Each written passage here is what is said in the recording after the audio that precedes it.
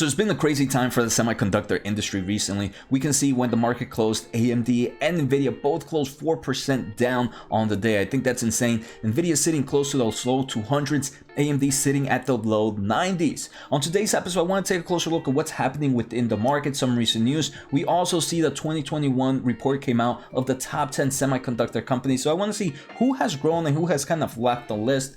Some other things we're going to take a quick look at is just the overall graphics market at the moment. It's something that a lot of investors might be fearful, so I just want to share my overall thoughts. If this is your first time here, make sure to hit the thumbs up, make sure to hit the subscribe button, check out the pinned comment for free Discord, free newsletter, and a lot of great investing links. So if we just jump right into it, we can see AMD sitting at $93 was down 4.8% on the day, and we can see Nvidia pretty similar, down 4.26% on the day, and is sitting at $212. So I do have a question to viewers. If you're purchasing, or what are you doing with the semiconductor industry right now?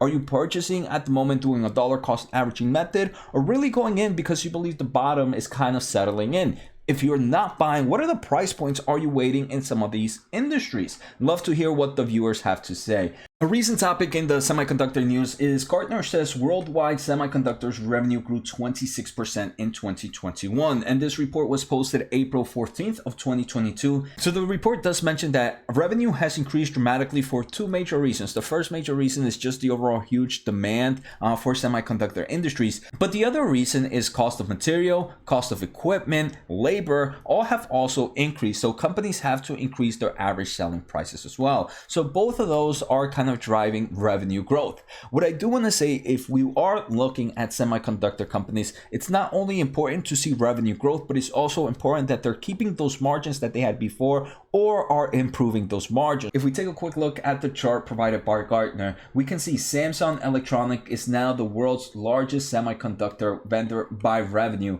and it took market shares 0.1% bigger than Intel. But we can see one of the biggest things is Samsung Electronics grew 28% in 2020 to 2021, where Intel actually slowed down by about negative 0.3%. And it's crazy, right? I do believe a lot of people say, hey, one of the hardest things for Intel is that it's already such a big company that's very hard for it to grow at some crazy levels. And Samsung kind of proved otherwise, that, hey, even big players can still continue to show strong growth. I do want to say something that really caught my attention. First, AMD. AMD was last year was not in the top 10. It was actually number 14, and it jumped to number 10 now, growing 68% year over year. Nvidia was number 10 and is now number 9, and it grew 58%. So we can see the average industry grew about 26.3%. Unfortunately, and I think this is why Intel's stock price hasn't really gained too much traction recently, is when the market is growing at double digits, Intel is actually losing revenue growth. So again, a lot of negativity in the short term for Intel. I wonder sometimes if this is somewhat creating some form of buying opportunity for that stock, right? Because they do have a nice amount of roadmap, and we kind of start seeing some positive in the long term of things. I'm not becoming, I want to say, a true Intel bull at the moment, but I do believe now the risk has been truly priced in to some extent, where now you have a better chance of rewards in the long term of things if things go right for Intel. I want to thank the Motley Fool for sponsoring this video, and keep listening for this great offer we have for the community. The Motley Fool is a company that provides investing insight and stock recommendations for investors of all skill sets and risk levels. You all know how much I love researching new stocks and trying to find the next best investments. So I'm proud to partner with the Motley Fool to bring you a discount for one of my favorite services the Fool offers, the Motley Fool Stock Advisor. Go to fool.com/Jose to sign up and get access to a ton of expert stock picks. Every month you'll get 2 new picks that are aimed at growing your wealth and to help you realize your financial goals. Stock Advisor has been a market-beating service, so what are you waiting for? Thanks again for the Motley Fool. Now on to today's points. And on April 15th, Intel did announce that their 18A node is ahead of schedule. For those not familiar with Intel's 18A node, this is their 5 nanometer plus kind of process, and this was expected to kind of be start production in 2025. Now they believe they are ahead of schedule, and it's expected to be at least full 6 months ahead of schedule and should start in late 2024. Another thing, the company, we've talked about in previous episodes, they kind of just expanded one of their Oregon facilities, which deals a lot with research and development. So if they're already doing that and increasing the research and development, who knows how the kind of future roadmaps might be. And I kind of want to go back into Gartner and kind of take a quick look at their 2019 numbers. And I do believe this is another reason why investors might be fearful of the semiconductor industry, right? 2019, the actual industry, which was just a year before the overall semiconductor shortage, the industry was actually declining, and it declined about 12%. And if we take a quick look, some of the big players were losing really big digits. For example, Samsung, revenue growth from 2018 to 2019 was negative 29%. SK Hynix, and the memory company, was down 38% in revenue. Micron Technology was down 32%. So investors, I do want to say, this isn't that long ago, about 3-4 years ago, where we kind of saw the market slow down. I do believe investors are worried about that.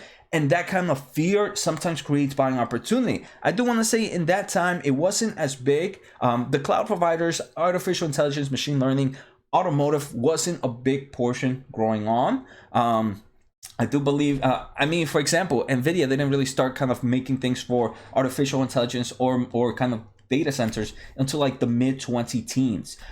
So it was still early market. I think it's now a more adopted market that even though we might see a slowdown, I hope, and I kind of believe we won't see a slowdown like this in the short term of things, right? Maybe in the next 5-10 years, things might kind of change back around to more cyclical, but I do believe we have a lot of growth in emerging markets right now where we won't kind of see this slowdown. Another thing I want to say investors might be a little bit scared of is the graphics card winter coming back. And recently we're seeing articles where, hey, graphics cards are dropping down in prices. We're also seeing articles like this where Nvidia says their RTX 30 series line are restocked and reloaded. And yes, that's actually pretty impressive. It's pretty cool. But again, let's bring it back to reality. One thing I was looking is, let's say the RTX 3060. MSRP $329. But if we take a quick look at Newegg, there are no graphics cards for the RTX 3060 sitting at those prices in stock at the moment. Another thing that we have coming up is a refresh cycle. Nvidia should be releasing their next generation series within the next few months. I believe in September, we might start hearing things about the RTX 40 series. So maybe right now they're just trying to kind of get away inventory. But as we're seeing at the moment,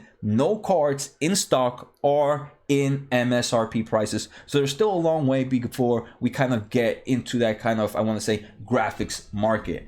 Some final news that I want to share is AMD is expected to report their first quarter 2022 results on May 3rd, 2022. So I'm super excited. You guys know I'm going to do a video on that. Another thing I want to mention is Bank of America securities analysts said that they believe quarter one and quarter two are going to be a straight quarter for the overall semiconductor industry, despite of all the headwinds. They do believe 2022 sales growth will grow at 13% year over year to 630 billion, but they did lower their 2023 industry sales growth that originally they thought would be around 8%. Now they see about 7.3%. So very interesting to see that. I want to say 2023 is still too far off in advance to kind of see that kind of growth. So much can kind of change with technology to really push that growth, but they still expect at least a double-digit growth for 2022. So again, not the same type of growth that we've seen in semiconductor industries in 2021 due to numerous headwinds, but the overall emerging markets might be providing some form of at least tailwinds for the overall industry. So for me, I do want to say in 2021, I barely bought any semiconductor stocks, right? But 2022, with all these price actions decreases, with what I know in the market, I do believe these are looking attractive. You can I prefer the dollar cost averaging method of buying over time. I know some people kind of prefer just going a bulk load. Maybe if you prefer that method, prices can definitely get lower, but I'm not great at timing the market. I'm not great at seeing when that bottom is. So for me, I prefer that dollar cost average method. So I hope you guys enjoyed today's episode. Take care, have a good day, and see you next time.